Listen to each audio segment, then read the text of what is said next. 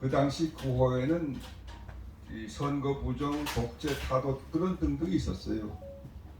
그런데 이승만 대통령이 그 당시에 깨끗하게 하야를 했고, 그리고 4.19 그 사망한 사람은 별 수 없지만은 부상당한 학생들, 저 동대문 이대 도서공원에 입원해 있는 그 부상자들을 위문하는 과정에서 이 박사가 이 젊은이들이 도리를 보고도 가만히 있으면은 그 나라의 장래가 없다, 이런 말씀을 했죠. 대단히 위대한 지도자입니다. 그런데 여하튼 1961년에 이제 5.16 혁명이 일어났는데, 저는 우리들은 그 당시에 그 경무대 앞까지 가서 격렬하게 투쟁하고 뭐 총탄에 맞지 않은 건 살아있는 건 다행입니다만은, 하여튼 그러고 나서 대한민국에 엄청난 혼란이 있었습니다. 그것은 4.19 우리 의거 자체는 순수하게 했지만은 그것을 이용하는 세력, 그때부터 김일성이가 작용하고 있었습니다. 그래서 이 학생들 대표들을 그 이간시키고, 그래서 1960년 4월 이후 한 1년 동안에 전개된 대한민국의 상황은 이거 뭐 오늘날 똑같습니다. 똑같아요.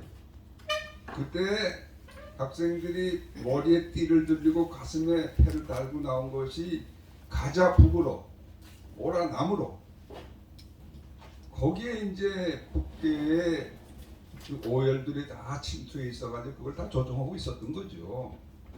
그래서 우리는 학교를 다니면서 조마조마하게 이제 그 있었고, 아 이건 안 되겠네, 안 되겠네, 우리라도 다시 일어나서 이걸 해야 되겠네, 뭐 그런 생각들을 하고 있었는데 5.16 군사혁명 소식이 들렸죠. 지금 생각하면 이것도 하나님의 섭리라고 그래야 될까, 우리 대한민국을 구하기 위한 엄청난 섭리가 있었다고만 지금 보고 있습니다. 그때 5.16 혁명이 일어나지 않았으면 지금 이거 대한민국이라는 건 일시감치 없을 겁니다. 그렇게 생각해요. 그런 의미에서 이 5.16 군사혁명이라는 것은 이거 정말 그 박정희 그 당시에 소장을 위시한 군 간부들이 구국의 결단으로 행한 혁명이었다, 저는 그렇게 평가하고 있습니다. 지금도 새삼스럽습니다. 혁명 공약 6개항을 발표했습니다. 그를 기하는 사람은 김종필 씨라고도 여러 가지 얘기가 있습니다만은, 그 혁명 공약 6개항 중에 제1항이 우리 혁명 정부는 반공을 국시의 제1위로 삼고 라는 말이 들어가 있어요. 저희들은 저는 그 당시에 그 혁명과 6개항을 달달달달 외우고 살았어요, 사실. 그 다음에 2개항에는 그 대한민국이 합의한 제반 국제협약을 준수한다, 그리고 미국 등 우방국과 협력을 강화한다. 이것이 그래서 그것을 그 두 개 항으로 그 대한민국의 기틀을 바로 세우겠다는 정신이 들어가 있죠. 그게 오늘까지 사실은 유지되고 있는 것입니다. 한미 동맹도 마찬가지고요. 그래서 그 5월 16일을 기점으로 해서 대한민국의 이 정치 지형이 완전히 뒤바뀌어졌고, 요즘 우리 윤석열 정부가 새롭게 당돼가지고 대한민국의 이 정치 지형을 완전히 바꿔놓은 거나 마찬가지로 그 당시에 5.16 혁명이라는 것은 사실 엄청난 의미가 있는데, 저는 그 박정희 대통령 시절에 대통령하고 뭐 이렇게 해서 악수를 해본 일도 없습니다. 또 이렇게 대화를 해본 일도 없습니다. 제가 외교부에 들어가서 제일 처음에 한 것이 의전경이었는데, 의전 담당. 그러면 이제 대통령이 하는 행사에 주로 이제 가끔 보면 외교관이라고 있습니다. 그 당시에는 16개국밖에 대사가 없었습니다. 미국, 일본 대사를 유시해서. 그러면 그 사람들 이제 단체로 적겨놓으면 이제 안내하고 그럴 정도였는데, 그리고 매년 개최되는 이제 중요한 행사, 현충일이라든지 국군의 날 행사라든지 이런 데도 다 우리 외교부의 의전팀들이 다 이제 가서 심부름 하는 데인데, 그런 데서 먼 발치에서 그 박정희 대통령을 보고 그랬던 기억만 나지요. 그런데 그때도 느낌이, 이야, 이분은 보통 사람이 아니다, 그런 느낌을 지울 수가 없어요. 정장을 하고 있을 때나 뭐 어디 농촌 행사에 가서 뭐 김 매고 논에 모심고 하는 장면을 보나, 그 양반의 그 모습은 한결같아요. 항상 그 나라가 우선이라는 생각을 하고 있는데, 이분이 그 어떻게 이런 생각을 했을까? 그것이 제 항상 풀리지 않는 그 수수께끼였어요, 사실은. 그런데 제가 이제 35년 외교관 근무를 마치고 은퇴를 해서 여러 가지 책도 보고 보니까, 아하, 그렇게 느끼는 부분들이 몇 군데 있었어요. 그 중에 하나는 벌써 한 10년 전 되죠. 우리 김 선배 잘 아실 것 같은데, 동서출판사라는 데서 고정일이라는 사람이 있어요. 그 사람이 불굴헌 박정희라는 6권짜리 책을 나타내는데, 출판했는데, 거기 보면은 그거는 형식은 소설로 되어 있지만 실화를 담았더라고요. 그거를 제가 다 6권을 읽었는데요. 그 중에 기억에 남는 부분은 박정희가 이 대구 사범을 졸업하고 소학교 교사를 하다가 그만두고 이제 일본에 가서 만주군관학교에 다녔는데, 그 만주군관학교 다닐 동안에 만주철도라는 게 만테스라고 해서 만주철도의 총재 대표가 기시노부스케라는 사람이 있었습니다. 근데 기시노부스케는 여러분들 아시겠지만은 지금 이제 고인이 됐지만은 아베 신조의 외할아버지죠. 그리고 이제 한국에 대해서는 특별한 인연을 가지고 있던 사람인데, 그 당시에 청년 박정희는 기시노부스케를 주목하고 있었더라고요. 근데 그 당시에 만주철도의 총재라는 것은 일본의 내각 총리 대신이나 지위가 똑같았습니다. 어떻게 40대 초반에 이런 인물이 이런 역사를 주도하는 인물이 됐는가, 거기에 대해서 깊은 관심을 가지고 공부도 하고 그랬더라고, 내가 보니까. 그러니까 기시노부스케라는 사람은 이제 여러분들 아시겠죠. 1868년에 일본의 명치유신이라는 이제 해가지고 일본의 대대적인 이제 개혁을 한 사람인데, 그 후에입니다. 직속 요시다 쇼인이라는 이제 그런 사람의 교육을 받고, 그때 그러니까 그 당시에 박정희 대통령 이미 일본이 지금 이렇게 잘하고 있는 거, 이거 명치 유신에 대해서 한번 공부를 많이 한 것 같아요.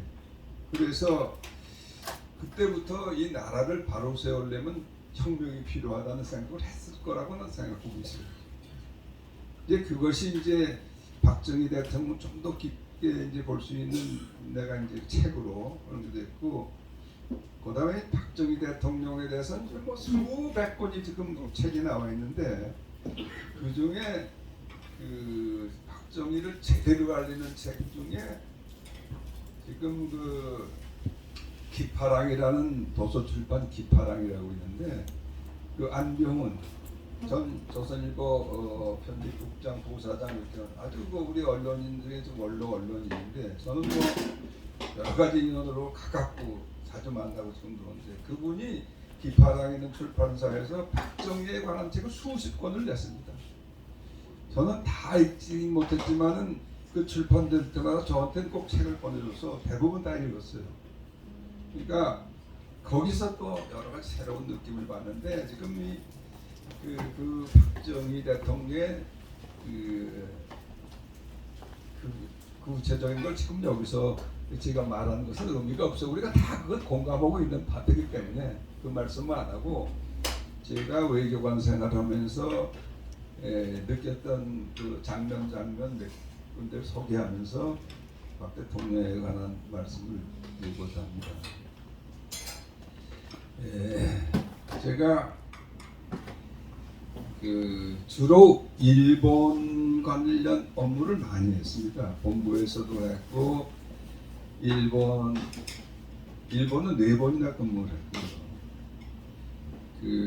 그동안에 여러 가지 일들이 많았죠. 물론 이제 1965년에 그 한일 국교 정상화 이것은 박정희 대통령이 이룬 가장 역사적인 기록이에요. 사실 요즘 와서 이제 그걸 싹 부인하다가 요새 다시 이제 그걸 회복하는 경향이 있지만은 우리가 이 일본으로 받은 그 무상 3억 불, 유상 2억 불, 이 토탈 5억 불 자금을 가지고 아무도 입마에 포켓하지 않고 그것을 고스란히 이 경제 개발에 투자를 했다는 것은 이건 다른 나라에서는 볼 수가 없는 것이었죠. 예. 그 포항제철, 예. 우리 경부 고속도로, 서울 전철 이거 다 그거하고 관련이 있죠. 그런데 이제 요즘 이놈들이 경북 좌파가 짚고 넘어가면 꼭 그걸 트집을 잡고 뭐 친일을 했다 어쩌다 떠들고 그러는데 정말 한심한 사태가 일어난 거죠. 근데 이제 그런 면에서는 박정희 대통령을 우리가 다시 봐야 될 측면이 많은데 제가 그 외교부의 일본 담당과에 서기관으로 가장 밑에서 서기관으로 있을 때인데 그때가 1974년 8.15 때 문세광 사건이라고 있었죠. 그 광복식 때 문세광이가 북한의 지령을 받고 조총련의 지령을 받고 와서 바로 국립극장에서 저격을 했는데 박 대통령은 맞질 않고 유영수 여사가 이제 돌아가셨는데 그 사건 그것이 북한이 것도 저지른 것이 분명해요. 그래서 그걸 우리가 몇 달 동안 밤을 새워서 작업을 하고 이제 그러고 했는데 우리가 국교를 단절해야 된다. 그런 논의가 외교부 안에서도 무성하게 있었습니다. 그래서 그런 시나리오를 다 만들고 그래서 국교를 계속 유지하면서 일본 내에서의 이 반한 활동의 근거지가 되고 있는 조총련을 없애야 된다 하는 안이 하나고, 그 다음에 이제 국교를 단절해야 된다. 두 가지 안을 다 만들어서 청와대에 이제 올렸는데 국교 단절은 안 된다. 어떻게 이루는 이거 우리가 미래를 향해서 하고 있는 건데 안 된다. 그래서 이제 결국은 그것을 풀기 위해서 그 당시에 우리 당시에 1965년 국교 정상화 때에 우리 이동원 외무장관하고 일본 외무대신이었던 시나 에스사부로 그 대신 간에 이제 국교 정상이 이루어졌는데 그 국교를 맺었던 책임자였던 시나 S 서브로가 와서 박 대통령한테 사과해야 된다. 이제 그렇게 우리가 결론을 내고 8월 달에 사건이 일어나는데 9월 하순에 시나 S 서브로가 서울에 와서 박 대통령하고 직접 만나고 사과를 했고 이번 계기로 해서 그 일본에 있는 반환 기지, 특히 조총련 그 규제를 강화한다는 약속을 했습니다. 근데 그걸 하기 위해서 우리가 밤새 몇 달 동안 작업을 했죠. 잠도 못 자고 그때 뭐 통행 금지도 있었지만은 작업은 집에를 못 들어가고 밤을 생계에 뭐 하루 이틀이 아닙니다. 근데 마지막 시나 S사부로 그 양반이 서울에 이거 시간 제한이 있습니까? 죄송합니다. 아니, 제 경험을 시나 S사부로 그 특사가 오기 전날 밤에 주일 도쿄에 있는 주일 대사관하고 저희들이 연락을 계속 하고 그러는데 그 시나 S사부로가 도대체 박 대통령을 와서 만나면 뭐라고 얘기할 거냐? 그걸 텍스트를 내라. 그렇지 않으면 우리 받지 않겠다. 뭐 이렇게까지 해가지고 그걸 가지고 며칠을 싸우다가 이제 그날 밤에 우리가 텍스트를 받았는데 새벽 1시쯤 그때는 제가 보기에는 다 새 들어갔을지도 모르는데 전화로 다 받았어요. 전화로 당시. 그 팩스를 넣기도 시간이 바빠. 그 당시에 청와대에 박 대통령 비서실장이 김정념 비서실장이 있었습니다. 그 양반은 1969년부터 비서실장이 돼가지고 1900 박정희 대통령 돌아가시 1년 전 78년까지 9년 동안 비서실장 한 분. 그분이 그때 실장 때인데 74년이니까 하여튼 급하니까 우리 과장 그 지금 돌아가셨지만 그 과장이 전화를 받고 그 다 됐다고 그러니까 바로 중앙청 그 우리 때 중앙청에 있을 때거든요. 중앙청 바로 밑에 와라. 그래가지고 이제 그걸 가지고 뛰어왔는데 김정년 비서실장이 직접 자동차 타고 거기 꺼져서 그걸 받아. 그러니까 그 양반은 새벽 1시까지 이제 그거 기다리고 있는 거예요. 그리고 그 당시에는 그 의전 비서관이 최광수라고 있습니다. 또 이제 그 후에 외무부 장관도 우리 선배죠, 선배인데 그 양반이 그 나중에 시나 S사부로장 이 양반하고 박정희 대통령의 면담 기록을 다 우리한테 이제 내려보는데 정말 박정희 대통령이란 분은 그렇게 사절단을 만나서 참 어떻게 군인이 그렇게 또 점잖은 말로 할 수 있을까? 그 인격이 정말 훌륭한 분이었습니다. 국가를 위해서 추호의 흔들림이 없는데 그런 이제 사절을 만나고 그런 자리에서는 또 거기에 합당한 거죠. 그런 경험이 있어요. 근데 제가 이제 그 후에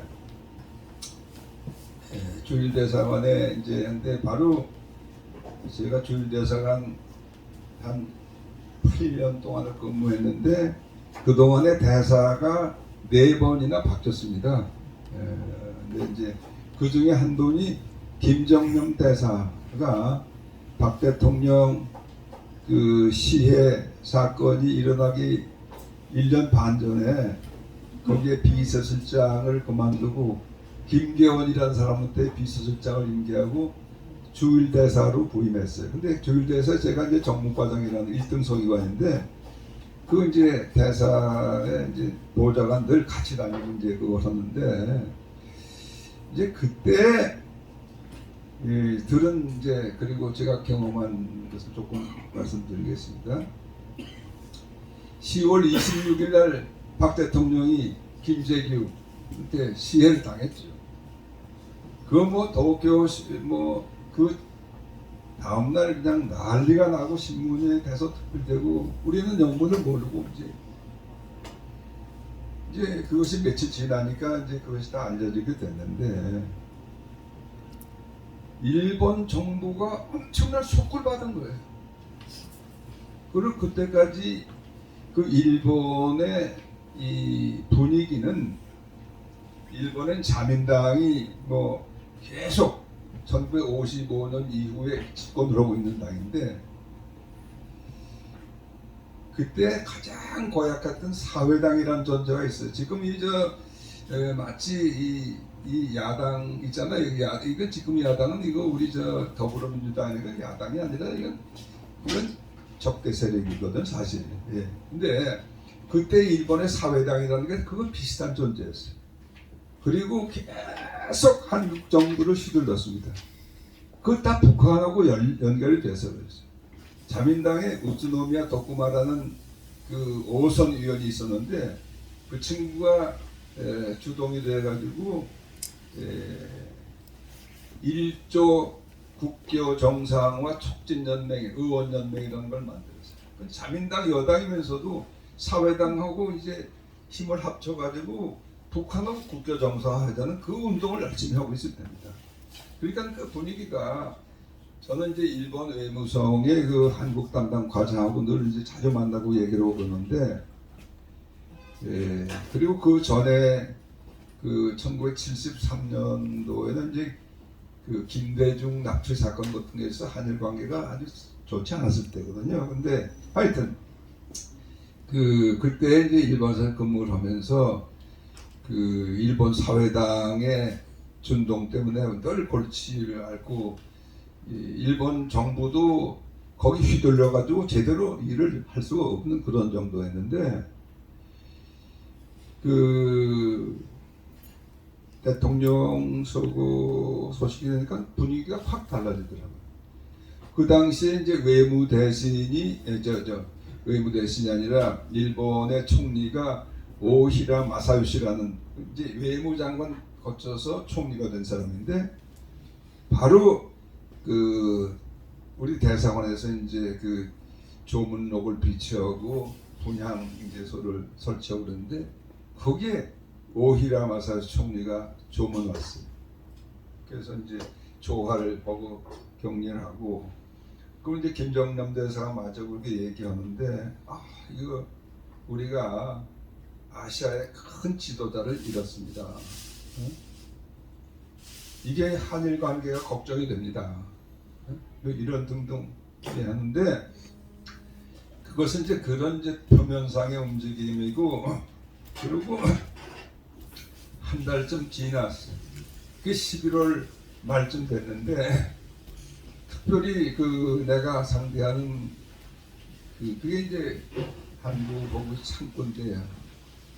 그 당시에 뭐 국정원 정보부도 있고 여러 가지 기관이 있지만은 김대중 사건의 악영향 때문에 겨우 일본하고 한국하고의 연락 통로는 저하고 일본 외무성에 우리 한국당 북동학과장이라는 분 있고 채널만 살아있었는데 그 마카노라고 이제 그 친구가 나하고 좀 저녁을 같이 하자. 그래서 이제 자주 만나지만 하여튼 저녁을 같이 먹자가 그 친구가 나는 자주 초청을 하지만 그래서 이제 여러 가지 얘기를 했는데 그 일본의 방위청이라는 게 있잖아요. 국방부 방위청. 그리고 이제 일본은 자위대가 이제 있는데 거기도 육해공군해서 이제 육상자위대, 해상자위대, 뭐 공자위대 이렇게 있는데 그거 다 우리 한국 대통령 서거가 되니까 그 사람들이 긴밀하게 움직여서 자주 회의를 하는 거예요. 그 왜 그런가? 그러니까 지금까지 박정희 대통령이 있어서 이 반공의 보루로서 이걸 지켰는데 이 양반이 쓰러졌으니 어떻게 되는가? 그러니까 급하게 이 사람들이 이제 하는데 자기들이 한 달 동안 쭉 그 토의한 내용을 나한테 다 얘기를 하는 거예요. 근데 지금 11월 하순인데 박 대통령이 서고자마자 저쪽의 움직임이 심상치 않다. 그때 우리는 뭐 사실 뭐 지금은 우리 정보 활동이 많지만은 그 당시만 우리가 좀 엉성했거든요. 그런데 일본의 방위청과 이 자위대의 정보 수집 능력은 그때도 우리보다 훨씬 탁월했습니다. 근데 이 예컨대 일본 이 북한의 육군, 해군, 공군 이것들의 군사 연습량이 배란간 몇 배로 증가가 됐다. 그건 우리 알 수 없는. 그런데 지금 이제 북한 압록강 그리고 이 대동강 벌써 물이 다 얼었다. 여기 물이 얼면은 특히 육군이 움직이기 쉽다. 그러면 이제 도강을 하는데 얼음 위로 그냥 오면 되는 거니까. 그래서 이거 상당히 위기다. 우리의 판단이 이렇다. 그 정부에 좀 전해달라는 얘기. 그래서 제가 그 친구하고 한 2시간 같이 이제 저녁 식사하면서 그 얘기를 다 해가지고 밤 4시까지 새벽 4시까지 이제 보고서 작성해서 긴급 전도를 이제 보내고. 근데 그 친구가 그런 얘기를 하더라고. 하여튼 이거 우리가 대응 태세가 필요하니까 당장 지금 대통령 후보시에 뭐 할 수 있겠냐. 그래도 군인이 움직여야 되니까 군인이 긴급 이 지휘관 회의 같은 거를 전국적으로 소집을 해서 여기 대응하는 그걸 우선 국민들한테 보여주고 그것을 과시할 필요가 있다. 북한에 대해서도 메시지를 주고. 근데 이러한 어드바이스는 그때까지는 제가 들어본 일이 없는 어드바이스. 그러니까 그건 일본 정부도 굉장히 긴장하고 있었죠. 이제 그런 이제 그건 뭐 하나의 에피소드인데요. 그리고 그래서 이제 그 후에는 우리 한일 간의 협력이 굉장히 이제 빠른 속도로 진전을 하고 있는 거예요. 그때는 이미 이제 청구권 협정의 효력이 10년간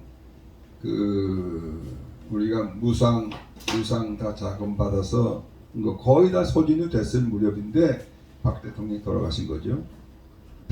하여튼 이제 그게 굉장히 지금 기억에 남는 일인데 정말 이 박정희 대통령이라는 존재가 일본 정부에 있어서도 엄청난 버팀목이 됐었구나 그런 생각을 다시 한번 하게 되어 있습니다.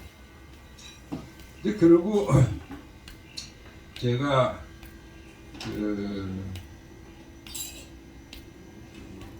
그 당시 이제 김정년 대사를 이제 그 양반이 요인들을 만날 때는 늘 제가 이제 같이 뭐 요정을 가든지 어디 가든지 제가 배석을 해가지고 왜냐하면 그걸 정부에 보고해야 되니까 그걸 하는데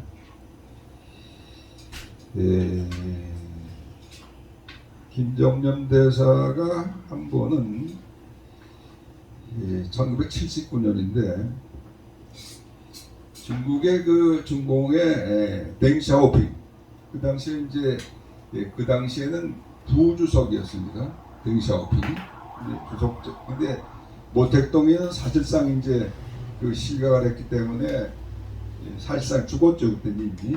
그래서 이제 등소평 체제가 됐는데 아직도 주석이 아니라 부주석 자격으로 이제 일본을 방문했는데 일본을 방문한 여러 가지 목적이 있어요. 하나의 목적은 지금 일본하고 중공 간의 영토 분쟁이 있잖아요. 센카쿠 열도라는 게 있어요. 그 일본은 자기 거라고 중공은 자기 거라고. 그것이 몇 년에 한 번씩 충돌 직전까지 가기도 하고 그냥 잠자고 있는 휴화산처럼 되어 있죠. 그 문제가 있고 또 하나는 중공이 이 경제 발전을 계속 해야 되겠는데 일본의 원조가 필요한데 특히 이 철강 제철 분야에서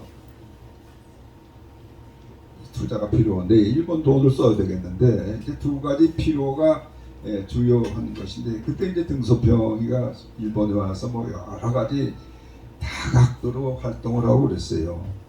근데 그 중에 이제 그 공개적인 장소에서 발언한 것 중에 하나가 생가구 그 열도 소위 그 영유권 문제 그거는 우리 세대에서는 해결할 능력이 없다. 그러니까 이건 후세가 해결할 문제다. 그러니까 이건 이제 그거 가지고 긴장을 격화시키지 않겠다 하는 약속을 일본에 한 것이고 또 하나는 이것은 사적인 모임에서 그 당시에 신일본 제철이라고 있는데 거기 그 회장이 이나야마 히로시라고 그 아주 그 양반이 그때 이제 계단련 경제단체연합회 우리 전경련의 그 카운터파트 되는 계단련 회장도 그랬는데 그 양반을 이제 그 요정에 초청을 해가지고 이 얘기를 하고 그런 일이 있어요. 근데 그것을 이제 원래는 김정년 대사가 웬만한 사람하고 나하고 나를 데려가는데 뭐 외무장관만하든지 총리를만하든지 데려가는데 그날은 그냥 자기 혼자 가겠다고. 그래서 누굴 만나러 갔냐 하니까 이나야마를 만나러 갔는데 그냥 다 혼자 가겠다고. 그 바로 이제 신일철 회장 이제 만나러 가는데 그래서 이제 이 양반이 다녀오시는 거에 그 요정에서 이제 밤늦게 만났으니까 왜 내가 이제 김정은 대사한테 여쭤봤어요. 그게 무슨 말씀이냐. 뭐 여러 가지 그 다 말씀드릴 수 없지만 요는 그 중공이 그때 이제 포항제철이 그때 이제 시작이 돼가지고 막 빛을 올리고 이제 하는데 이 중공에도 제철이 공장이 필요한데 제철 그 신일철 회장이 당신들 한국에도 도와줬으니 우리도 좀 도와줄 수 없느냐.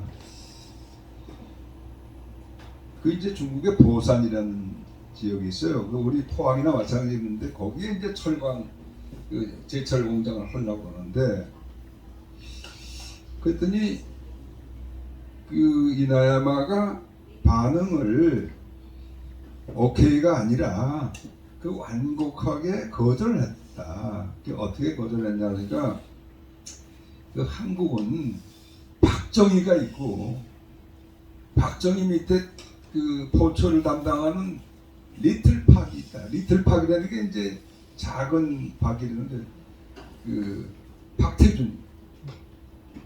근데 중공에 당신은 그거 없지 않냐? 박정희 같은 사람하고 이렇게 해가지고 거절을 했다는 그 얘기를 이렇게 들었는데 그것은 그 정부에 대한 보고서에는 내가 뭘 안 했지만 그 훗날 이 박태준 총리가 박태준 씨가 이제 포항제철 회장도 만들고 저희 DJP 연합 정권 있을 때 총리를 했었죠. 그래서 총리를 하고 나서 이제 내가 모스크바에 있을 때 거기 한번 오신 일이 있는데 그때 내가 그 얘기를 여쭤봤어요.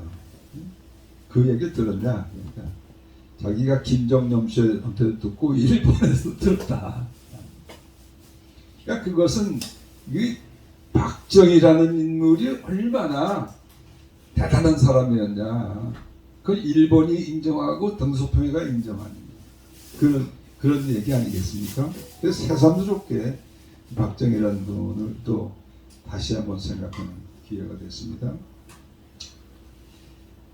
제가 외교부를 그만두고 이제 러시아 대사라는 걸 마지막으로 하고 이제 그 한나라당이라는 그 당시에 야당이죠. 노무현 시대였으니까 그때 박근혜가 한나라당 대표로 있을 때 그 당의 국제위원장을 좀 맡아달라. 지금 국회의원 가지고 하니까 너무 좀 국제 감각이 없는데 당신이 좀 와서 좀 도와달라 그래서 내가 그 박근혜 대통령 한 2년 동안 그것도 봉사한 일이 있어요. 근데 그때 그게 2005년인데 2005년에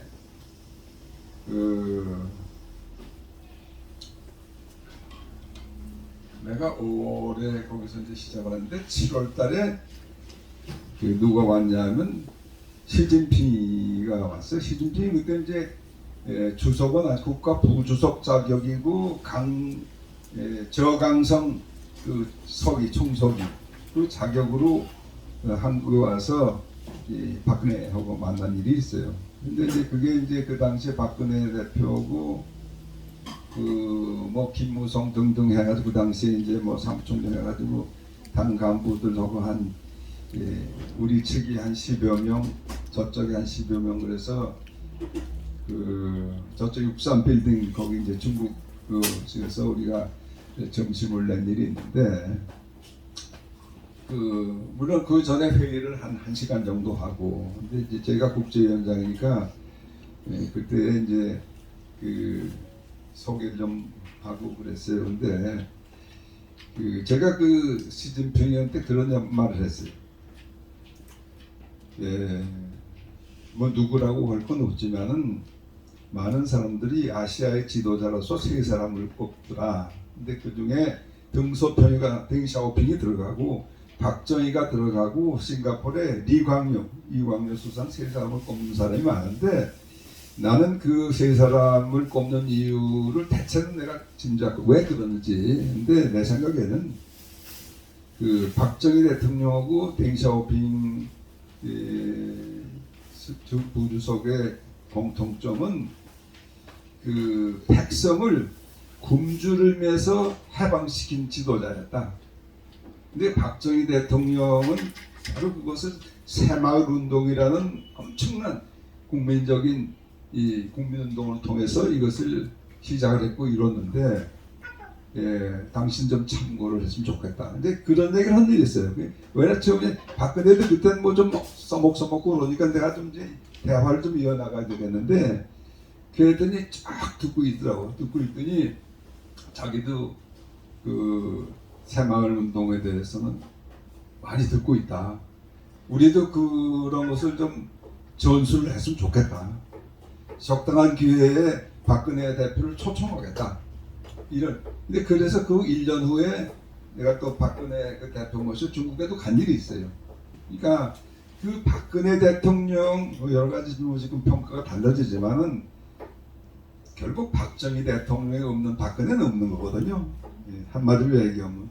근데 그만큼 박근혜 대통령, 박정희 대통령은 두고두고 우리의 자산이라고 생각을 하고 있습니다. 제가 뭐 왔다 갔다 좀 하면 죄송합니다. 제가 좀 뭐 왔다 갔다 합니다 지금. 근데 1989년까지 87년, 8년 한 3년 동안 아시아국 그래서 부국장, 국장 우리 외교부에 이제 아시아국이라는 게 있어요. 국장을 마치고 90년 초에 제가 이제 방글라데시라는 나라 대사로 갔습니다. 그게 초임 대사죠. 시간이 너무 지났어요?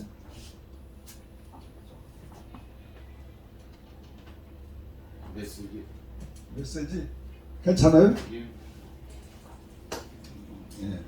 근데 방글라데시 대사로 갔는데 그 당시에 거기 방글라데시의 대통령이 엘샤드라는 사람이 있었는데 그 사람이 박정희 대통령처럼 군사혁명을 통해서 정권을 잡은 사람이에요. 그러니까 박 대통령에 대한 존경심이 너무나 많아요. 제가 이제 신입장을 이렇게 딱 제작하니까 첫 마디가 이거 반갑다고 하면서 이제 신입장 내면 이제 단둘이 앉아서 좀 다 하는 게 있는데 자기가 한국에 대해서 너무나 많은 것을 알고 싶어한다. 특히 박정희에 대해서 너무나 많은 것을 알고 있는데 그걸 여기 있는 동안에 자기하고 자주 만나자. 그러면서 당신 골프 치냐? 그래서 내가 골프 친다. 핸디캡이 얼마냐? 내가 얼마다? 그럼 한번 치자. 이제 신인장 내면서 골프 치는 얘기까지 하는 건 사실 드문 얘기거든요. 그런데 그만큼 기대가 많은 거죠. 그래서 그 엘사드 대통령하고는 그 자주 골프를 치고 거기 뭐 내무장관, 재무장관 이런 사람들이 다 그 골프 멤버입니다. 그리고 이제 거기 부통령 했던 머두두라는 사람이 있었는데 그 사람은 이제 자주 자기 집에 부통령 관저에 나를 초대해서 단둘이 이렇게 뭐냐면 그 박정희에 대해서 너무 알고 싶은 게 많고 그래서 그때 내가 이제 거기 부임하기 전에 김정년 대사는 이미 이제 은퇴하고 계셨지만 그때 그분이 박정희 기념사업회 그거는 이제 주로 하시고 그럴 텐데 그분이 나한테 많은 자료를 줬어요. 자기가 재무부 장관 재무장 무슨 장관을 보고선 비서실장으로 갔습니까? 하여튼 그 장관한테 장관을 했죠 아마. 그리고 비서실장하고 그런 그 10여 년 동안에 했던 일들 그리고 한국 경제가 그때가 되게 도약할 때거든요. 그거 어떻게 그렇게 했냐 그걸 여러 가지 자료를 다 나한테 이제 줘가지고 그 이제 우리가 그걸 그냥 우편으로 하면 안 되니까 소위 외교 행랑이 되는 게 있어요. 디플로매틱 파우치라는 게. 그래서 그건 세관에서도 뜯어볼 수 없는 자료죠. 그래서 이제 그거를 내가 받으면은 그걸 이제 부통령한테 이렇게 전달을 하고 그러면 고맙다고 또 다시 그때 말이야 지난번에 좀 자료였는데 이건 뭐 의미가 잘 모르겠는데 이런 식으로 하여튼 대화를 자주 했는데 박 대통령에 대해서 얼마나 흠모하는지를 알 수 있어요. 그 그늘 밑에서 제가 참 거기서 대사 노릇을 재미있게 했습니다. 이제 건너뛰어서 제가 2000년에 모스크바에 이제 대사로 부임을 했어요. 근데 지금 푸틴이라는 사람은 그 전까지는 대통령 권한대행이라는 걸 하다가 바로 2000년 5월 달에 이제 3월 달에 선거를 했고 5월 달에 대통령이 됐는데 저는 3월 달에 부임했어요. 근데 그때 가장 국민들의 관심은 그때까지 그냥 완전히 찌부러들은 러시아 경제를 어떻게 다시 회복시키고 발전시키느냐 하는 한 가지에 집중이 되어 있었어요. 그 신문에 여러 가지가 나고 있어요. 뭘 했는데 어떤 모델을 택할 것인가. 근데 신문에 나는 걸 이렇게 보면은 독일 경제 부흥에 상당히 그 주역이라고 했던 에르하르트라는 총리가 있었죠. 그러니까 에르하르트 경제 모델 또는 남미의 피노체트라는 그건 약간 공산주의적인 건데 피노체트 모델 이런 것 중에서 뭘 어떻게 고르는데 이런 것도 자꾸 보도되고 그러더라고요. 그래서 내가 푸틴이 취임하고 바로 한 것이 국가전략문제연구소라는 걸 만들었어요. 그건 뭐냐면 오로지 이 경제 개발을 어떻게 해야 될 거 아니야.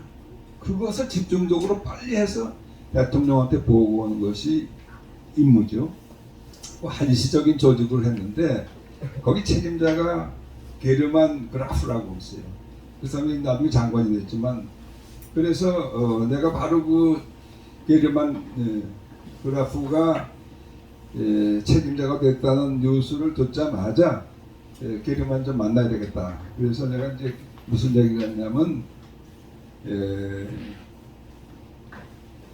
당신들 지금 상당히 책상은 다 방향은 좋은데 에르하르트 피노체트 그 모델은 그거 전혀 내가 보기엔 러시아 경제 개발하고는 관계가 없는 거다. 박정희 모델을 해야지 엉뚱한 데서 그 길을 찾으면 되겠냐. 그랬더니 그 길이 뭐냐. 그래서 그럼 내가 가르쳐 주겠다. 뭐 나는 지금 경제 전문가가 아니니까 내가 가르쳐 줄 수는 없지만은 내가 박정희 경제 개발의 주역들 그 주로 이제 공직에서 이런 사람들을 내가 모스크바에 초청해서 당신들하고 이렇게 협의를 시키고 워크숍을 하겠다. 좀 그렇게 해달라. 그래서 그 당시에 제가 정부에 건의를 했어요. 대표단 좀 보내달라. 예. 근데 이제 그 당시에 DJ가 대통령이에요. 이제 저는 사실 개인적으로는 DJ하고 케미가 안 맞는 사람이에요, 사실은. 여러분들 들으시면 제가 이런 사람이 케미가 맞겠습니까? 네. 그런데 정부에 건의를 내면은 그럴듯한 사유가 있어야 되는데 내가 거기 뭐라고 했냐면 정부에 건의할 때는 우리가 1997년 11월에 그 IMF 외환 위기를 맞이하지 않았습니까? 그래서 우리가 1년 동안 피땀 흘려서 고생했는데 바로 그 다음에 1998년에 러시아가 똑같이 IMF 외환 위기를 맞아서 고생했어요. 또 그때도 아직 회복이 안 된 상태였어요. 그래서 내가 그 한국의 IMF 외환 극복 그 노하우를 이 사람들한테도 알려줄 필요가 있다. 그래 DJ가 좋아하니까 그렇게 이제 얘기를 했어요. 그렇지만 사실 그 사람들하고 내막적으로 얘기하기는 박정희 모델이다. 박정희 모델.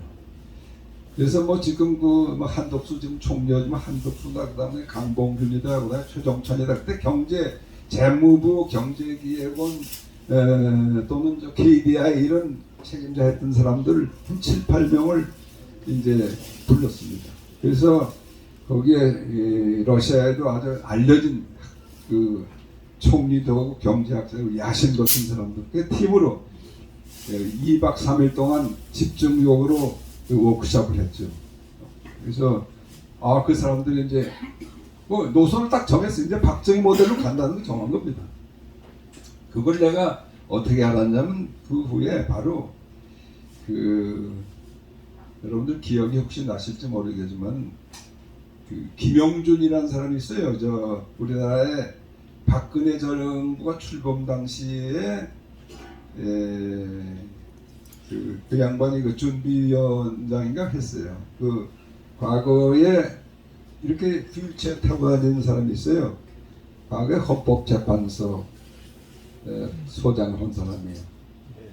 저희 대학 선배기도 한데 그 양반이 그 모스크바에 왔는데 그 러시아의 헌법재판소의 소장이 비구에라고 그 당시에 푸틴이 대통령 취임할 때 옆에서 선서를 시키는 아주 가장 그 푸틴의 영향력이 있는 사람이에요. 그 사람이 이제 초청해서 김영준 소장이 왔는데 그러니까 그 푸틴을 이렇게 만나게 해준 거예요.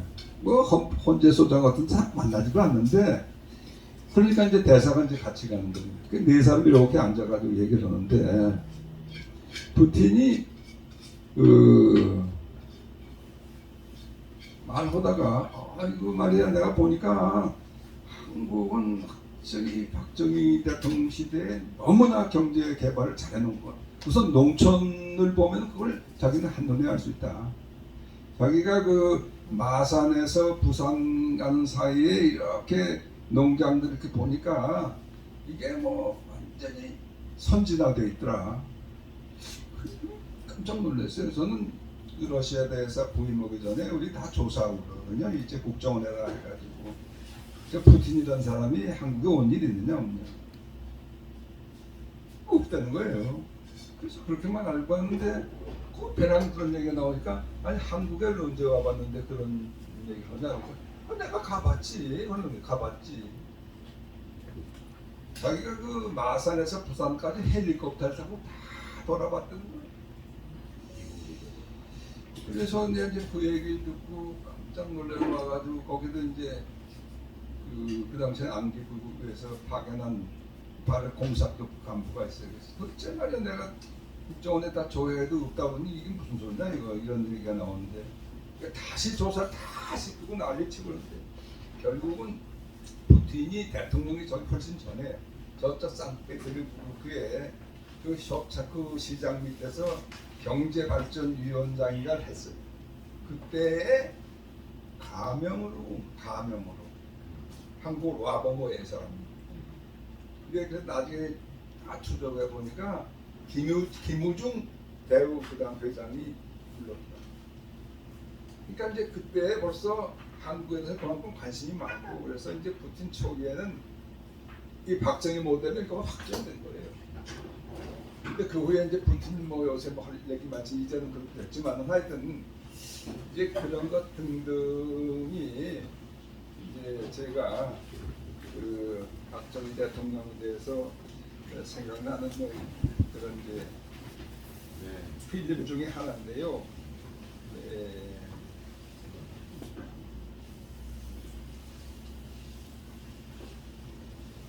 제가 잠깐 메모 좀 보고 그랬습니다. 뭐 이제 거기다 얘기는 끝난 것 같고요.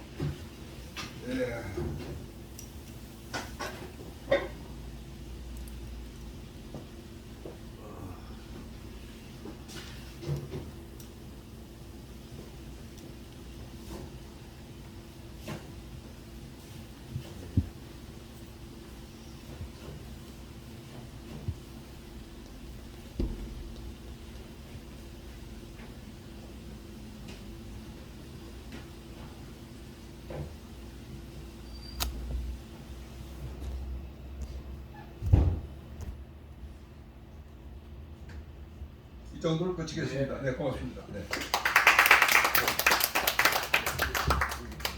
장시간 벌써 1시간 동안 아주 그래. 주옥 같은 말씀들을 네, 혹시 질문 있으시면 그렇죠. 뭐 질문하실 분 있으시면은 질문 좀 하시고 네 말씀하시고. 러시아 대사로 계실 때 혹시 지금 이병화 박사님이라고 아십니까? 이자 병자 학자 이병화 박사님 현재 2003년도에 계셨으니까. 그러니까- 저는 2003년에 없었고요. 저는 2000년에 가서 2002년 동안 2000년에서 2002년 2003년에는 이제 공직에서 나오셨습니다. 모르십니까? 이게 지금 1990년서부터 박근혜 대통령 2015년 10월까지 연해주의 그 남북한 러시아 이 관계에 대해서 그 연해주 문제를 우리 한국 남북한 적까지 공동으로 개발하는 이 프로젝트인데 그분이 바로 그 아까 말씀하신 대로 아까 푸틴 얘기했을 때 KGB 부장 됐을 때 한국에 오셨었고 그분이 26세 때부터 현재까지 50년 동안 바로 아까 새마을운동의 1호 주택 용인에 있는 거기서 지금 지키고 계시거든요. 그래서 이제 5월달 전후로 거기에 대한 포럼, 세미나 포럼을 러시아 참사관까지 조가해가지고 지금 패스돼서 세미나를 하는 걸로 지금 되고 있거든요. 나저 확정이 안 됐어요. 5월 5일. 다음에 그렇게 되면 꼭 우리 연락하셔서 예, 대사님을 좀 모셔서 그 제가 자리에 이병화 사장 회장 이병화 박사님인데요. 박사는 잘은 모르겠는데 저기 박사 학위는 청와대 들어가서 근무하면서 박사는 러시아 박사를 땄어요. 농어박 이병화 박사가. 제가 잘은 모르겠는데 저 소개시켜 주십시오. 아, 제가 그저께 가가지고 5시간 동안 인터뷰를 했거든요. 예, 알겠습니다.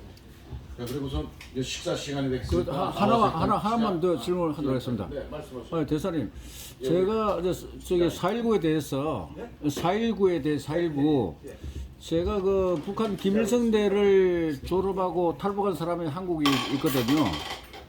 김일성대를 졸업하고 김일성대학교를 졸업하고 북한. 탈북한 사람이 있대요. 김일성 졸업하고 선전선동부에 있다가 탈북한 사람이 있거든요, 한국에. 그 사람 뭐 유명인은 아닌데 그 사람 말하기를 4.19는 김일성이가 이렇게 했다고 그렇게 말하더라고요. 그러니까 오시기 전에도 그럼 그 대사님이 어필을 그 당시에 사회상황 한국에는 딱 앞뒤가 직후에 일어난 현상들 보면 네. 그렇죠. 그래요. 김일성이가 그 6.25 실패하고 나는데 10년 뒤 또 저 칼을 갈고 또 갈아서 남한 침공하려고 학생 소유를 일으켰다. 그 말이 상통해지는 것 같습니다. 좀 강의 중에 말씀하신 대한민국의 대학생들은 북한에 있는 그 대학생들한테 남으로 오라. 북쪽 아이들은 그렇지. 또 북으로 오라. 이런 교류를 하자고 그렇죠. 하는데 예, 그래요. 북한의 선전선동수를 안 그렇죠. 하는 게 그래 이제 김일성 대학교 그 김일성에서 직접 교육받은 사람이 그래 했으니까 뭐 상당히 신뢰성이 있는 것 같습니다. 그래요. 네네. 동의하고요. 요새 뭐 태영호 갔다가 무슨 제재하고 있는데 그 태영호가 바른말 했거든요. 바른말 한 것 같습니다. 예, 똑같은 그러니까 자, 이것으로 우리 이제 그 이재준 전 러시아 대사를 끝으로 이제 공직을 그만두신 거죠. 저도 사실은 개인적으로 궁금했습니다. 푸틴이 대통령 초기에 박정희 대통령에 관한 책은 모조리 사와라라는 지시를 내려가지고 아마 모든 저 서점이나 중고 서점을 돌아서 이제 거기 아마 저 지시받은 사람이 가져갔다 하는데 그런 게 어떻게 해서 그런 발상이 나왔나 했더니 우리 이재춘 대사님이 외교관으로 재임시에 그러한 또 제안을 하셨기 때문에 러시아 입장에서 볼 때는 우리 대사님 모시고 가서 크렘린궁에서 아주 성대한 잔치를 벌여줘야 될 것 같습니다. 자, 장시간 동안 우리 1시간 동안 저 강의를 해주신 이재춘 전 러시아 대사님한테 큰 박수 한번 주시고 식사 전에 기념 촬영을 앞에 같이 하겠습니다. 고맙습니다. 기념 촬영이 앞으로 좀 나와.